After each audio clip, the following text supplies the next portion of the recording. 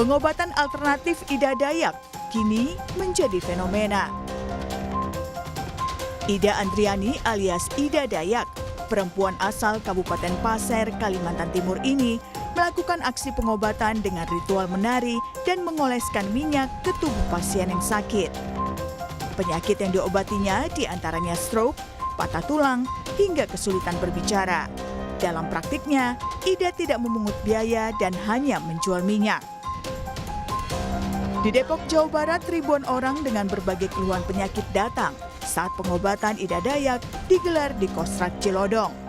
Mereka mengaku mendapatkan informasi pengobatan alternatif Ida Dayak lewat media sosial. Dari Lampung datang sini? Dari Lampung Barat. Datang sama siapa? Sekeluarga. Oh. Tinggal di Lampung. Ah. Karena dengar informasi Bu Ida bisa nyembuhkan, siapa tahu jodoh. Ah. Keluarga. Bapak dari kampung? Informasi di sini ada Bu Ida dari? Banyak beredar. Banyak beredar. Dari sosmed atau dari keluarga? Dari sosmed. Sosmed. Disebar-sebarin gitu? Ya. Saking ramainya, kericuhan tak terhindarkan. Warga yang datang tak sabar menunggu giliran untuk diobati. Bahkan seorang ibu jatuh pingsan lantaran kelelahan menunggu pengobatan alternatif yang dilakukan Ida Dayak. Karena terlalu ramai pula, akhirnya pengobatan Ida Dayak dibatalkan. Meski begitu, masih banyak warga yang datang untuk mendapatkan pengobatan. Tim Liputan, Kompas TV. Ya, saudara, pengobatan alternatif Ida Dayak kini menjadi fenomena. Ribuan orang datang untuk mendapat pengobatan gratis dengan pengolesan minyak yang dilakukan perempuan asal Kalimantan Timur itu. Lalu kenapa masyarakat begitu antusias dengan pengobatan seperti ini? Apa sebenarnya analisis di balik fenomena sosial ini? Kita bahas dengan sosiolog dari Universitas Indonesia, dari UI. Ada, ini Ibu Ida juga, Ibu Ida Ruwaida. Bu Ida, selamat pagi. Selamat pagi, salam sehat untuk kita semua. Salam sehat Bu Ida. Ini ribuan orang ya Bu ya, mendatangi begitu ya. Kemarin ada pengobatan Ida Dayak. Ini sama-sama Ibu Ida, saya jadi agak kagok nih Bu. Itu dari fenomena sosialnya Ibu melihat seperti apa? Kenapa masyarakat begitu antusias Bu untuk datang? Ya, saya kira kan memang yang perlu dicatat, pengobatan alternatif di masyarakat kita bukan sesuatu hal yang baru ya. Artinya kan selalu ada pilihan untuk berobat di luar medis begitu ya, apa yang disebut sebagai demedikalisasi.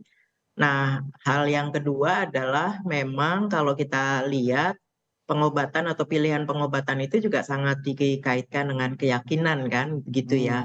Jadi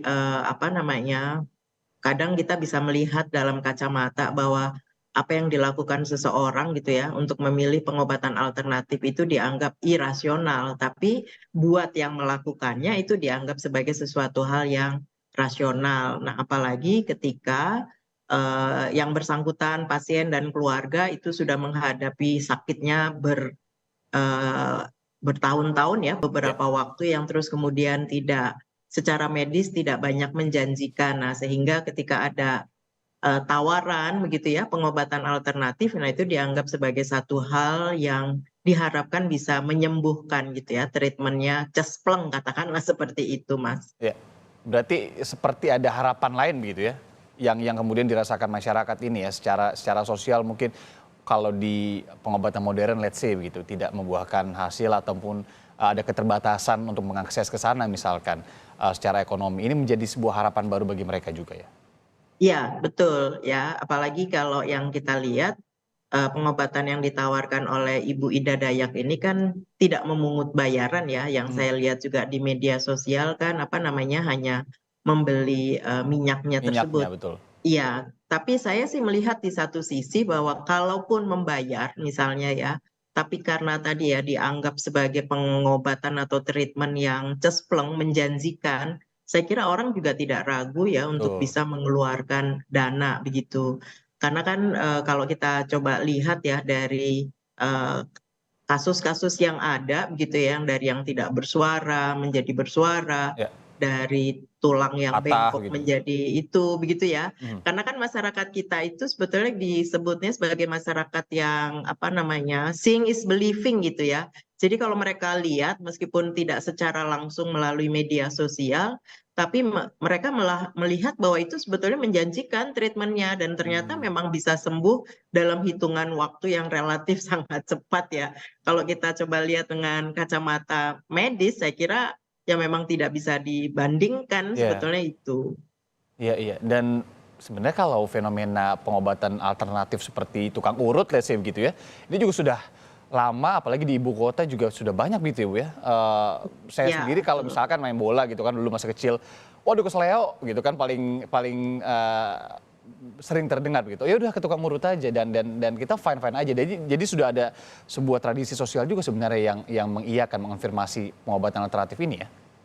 Iya, betul. Makanya dari awal tadi saya sampaikan bahwa pengobatan alternatif bukan satu hal yang baru ya di masyarakat kita, menjadi bagian yang saya sebut melekat sebetulnya dalam konteks kehidupan masyarakat kita begitu. Nah, hanya kemudian ada model-model pengobatan yang sebetulnya menurut saya ya tiba-tiba muncul kan Ibu Ida Dayak ya. Saya tidak tahu latar belakangnya Ibu Ida Dayak.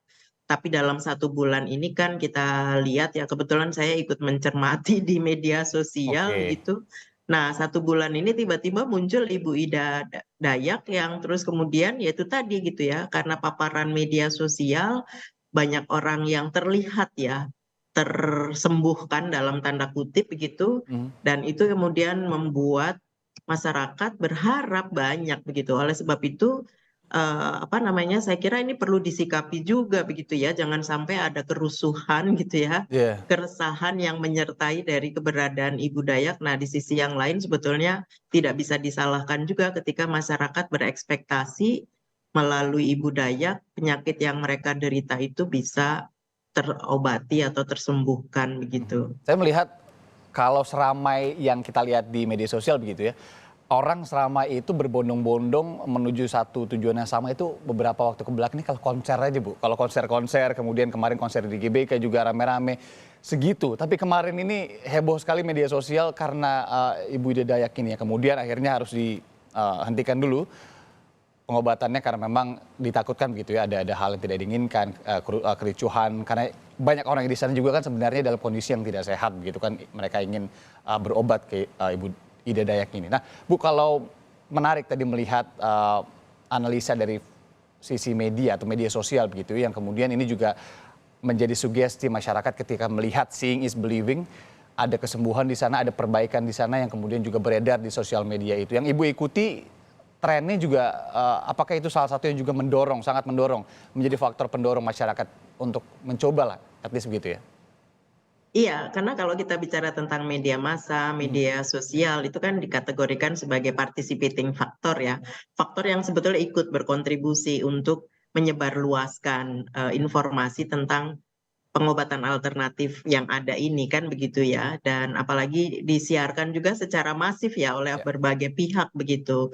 Dan saya melihat juga bahwa rekognisi, sebetulnya ada indikasi rekognisi ya, meskipun tidak secara formal itu dilakukan terhadap Ibu Ida Dayak ya, dengan beberapa pihak yang saya kira itu dianggap sebagai pihak yang punya otoritas dan tokoh bahkan gitu ya, tokoh-tokoh mengundang Ibu Ida Dayak. Nah itu kan sebetulnya rekognisi secara tidak langsung terhadap bentuk pengobatan alternatif ini begitu.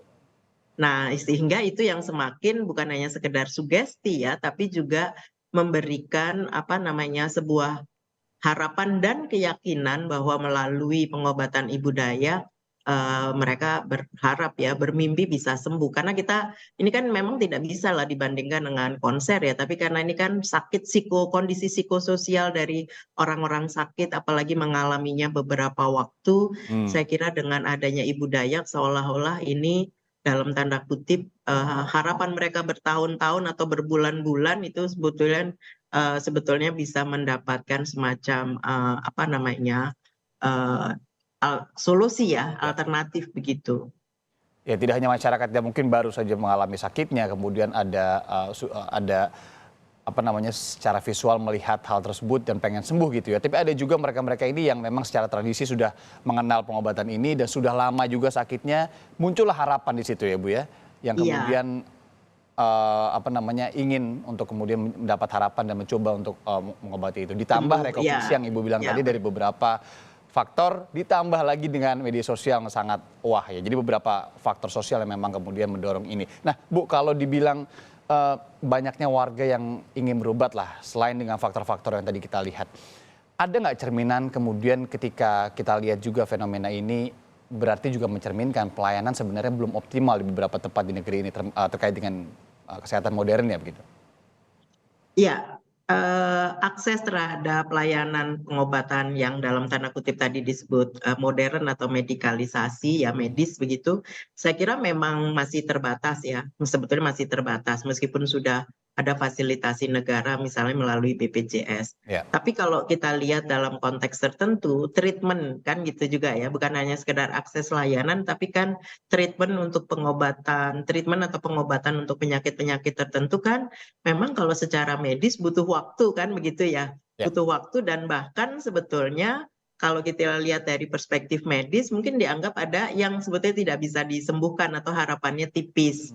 Nah, tiba-tiba muncullah Ibu Ida Dayak yang kalau saya sendiri aja kalau melihat ya ada apa namanya kok bisa begitu loh, kok bisa ya yang sebetulnya kondisinya mungkin sulit secara medis tapi dengan Ibu Dayak tuh kok bisa. Nah, ini kan sebetulnya menjadi apa namanya harusnya menjadi sebuah hal yang perlu difasilitasi juga ya oleh pemerintah. Terlepas karena saya pendekatannya sosiologis kan saya tidak bilang ini benar atau salah atau ini ya, tapi paling tidak kan situasi ini harus ada bentuk fasilitasi karena kalau tidak kan itu tadi yang terjadi ya, kerusuhan, keresahan karena kan kondisi psikososial yang demikian apa namanya tinggi ya, yang selama ini mereka harus berhadapan dengan penyakitnya, kesabaran yang sebetulnya selama ini sudah dicoba dilakukan, tapi terus kemudian ada seolah-olah ada cahaya tadi yang saya sebut harapan kan melalui Ibu Ida Dayak ya. Nah, saya kira kalaupun saya tidak tahu ya apakah ini fenomena sebagaimana yang sebelum-sebelumnya begitu ya, fenomena yang kalau dilihat hanya sesaat begitu ya, beberapa waktu ini kan bagian dari perilaku kolektif kalau kita menyebutnya begitu ya. Nah, itu perlu ada fasilitasi karena kalau tidak nanti akan menimbulkan keresahan atau bahkan kerusuhan begitu, kegesekan-gesekan di antara mereka-mereka yang sangat besar harapannya untuk bisa sembuh. Oke, saya juga paham maksud Ibu ketika ada fenomena semacam ini yang kemudian juga harus difasilitasi agar kemudian pemantauan ini juga lebih tersistem lah ya untuk kemudian mereka yang ingin kemudian pergi untuk berobat ke sana. Bu, terakhir nih pertanyaannya, Bu Ida, kalau ada berita heboh soal seperti ini, misalkan informasi meledak karena beberapa faktor, sosial media salah satunya, untuk pengobatan alternatif seperti Ida Dayak ini yang sebijaknya dicermati masyarakat sebelum memutuskan untuk oke, mau ke sana. Itu apa ya Bu ya? Ya, saya kira kan memang perlu ada apa namanya literasi masyarakat kita kan memang rendah ya Mas ya. Jadi saya kira daya kritisnya juga harus dibangun begitu ya. Karena kan kita tidak bisa pungkiri ya media sosial itu begitu berpengaruh sehingga kadang apa namanya daya kritis itu juga kemudian luntur begitu karena tadi ya melihat fenomena-fenomena yang ditayangkan melalui media sosial itu yang terus kemudian seolah-olah menjanjikan. Nah, saya kira perlu ada pihak-pihak lain yang sebetulnya kalau kita melepaskan ke masyarakat kan agak sulit ya. Tapi ada pihak-pihak lain yang saya kira perlu gitu membantu gitu ikut memberikan literasi ke masyarakat begitu ya. Nah, termasuk dalam hal ini adalah apa namanya pemerintah gitu ya. Karena tadi saya sebut ada pihak-pihak yang sebetulnya secara langsung atau tidak langsung merekognisi dan menganggap menjustifikasi ya, melegitimasi apa yang dilakukan oleh Ibu Ida Dayak kan begitu ya. Dan ini sebetulnya semakin menumbuhkan keyakinan pada masyarakat bahwa apa yang dilakukan oleh Ibu Ida Dayak itu memang sesuatu yang bisa dipilih sebagai pengobatan alternatif. Menarik sekali untuk diikuti juga fenomena ini. Apalagi itu tadi ya ditambah rekognisi dari beberapa pihak ya semoga harapannya juga ada peningkatan literasi juga ya dari beberapa pihak lainnya yang kemudian memfasilitasi bukan dalam artian misalkan fasilitas fisik saja gedung kemudian sistemnya diatur tapi juga ada imbauan-imbauan kemudian juga peningkatan literasi terhadap hal-hal semacam ini di kemudian hari ya. Sosiolog UI Ibu Ida Ruwaida, terima kasih Bu Ida sudah meluangkan waktu pagi ini sebentar untuk berbagi bersama kami di Sapa Indonesia Pagi. Sehat selalu Ibu.